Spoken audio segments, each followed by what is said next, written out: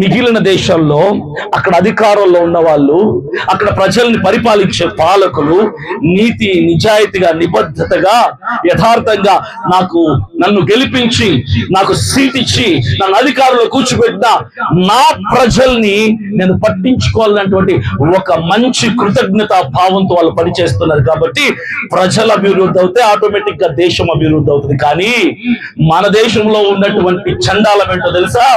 ఇక్కడ ప్రజల్ని పట్టించుకున్నటువంటి పాలకులు, ప్రజల్ని లెక్క చేయని పాలకులు, పేదవాడి కడుపు కొట్టే వాడు కోట్లు సంపాదిస్తున్నాడు. అందుకే దేశం అభివృద్ధి లేదు. ఈ రోజున నేను ఒకటి చెప్పనా, మీ ఊళ్ళో ఉన్న వాళ్ళందరికీ ప్రభుత్వ పథకాలు అందరికీ అందుతున్నాయా? ఏదో ఒక వంక చెప్పి 10లో 4గురికి ఇచ్చి మిగిలిన 6గురికి రాకుండా చేస్తారు. రోడ్లు ఉన్నాయా? లేవు. నీరుంటదా? సరిగ్గా ఉండదు. సరైన స్కూల్ ఉండవు, సరైన అంగన్వాడీ ఉండదు, ఆసుపత్రి ఉండదు, ఏ వసతులు ఉండవు. ఇలాంటి పరిస్థితులు ఎందుకు వస్తున్నాయి తెలుసా? ప్రజలకు రావాల్సిన నిధులు, ప్రజల గ్రామాల అభివృద్ధి కావాల్సినటువంటి నిధులు, మన బతుకులు బాగు చేయడానికి ప్రభుత్వం విడుదల చేసే నిధులు మధ్యలో ఉన్న ఈ నాయకులు దోచుకొని దాచుకుంటున్నారు. కాబట్టి మన బతుకులు ఇలా ఉన్నాయి, వాళ్ళ బతుకులు అలా ఉన్నాయి. ఎక్కడి నుంచి వస్తున్నాయి ఈ పార్టీలు పెట్టుకున్న నాయకులందరికీ? ఒక్క ఎమ్మెల్యే పేరు మీరు అనుకోండి, వాళ్ళకి ఎంత ఆస్తుందో కొట్టండి, మీకు అర్థమైంది. ఒక్కొక్కరికి వేల లక్షల కోట్ల ఆస్తి.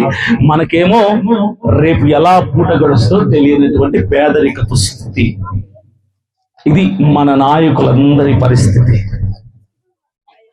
ఈ గ్రామాల్లో, ఈ ట్రైబల్, ఈ గిరిజన ప్రాంతాల్లో ఉన్నటువంటి మీరందరూ కూడా అడవిని నమ్ముకుంటారు, అడవి మట్టిని నమ్ముకుంటారు. ఇక్కడ చెట్లు మీకు జీవనోపాధి అయితే, బాక్సైట్ తవ్వకాల పేర్లతో ఇక్కడ అడవులను దోచుకోవడానికి గుంట నక్కలు వస్తున్నారు. ఎప్పటి నుంచో ప్లాన్లు చేస్తున్నారు ఈ అడవులను కొట్టేయడానికి.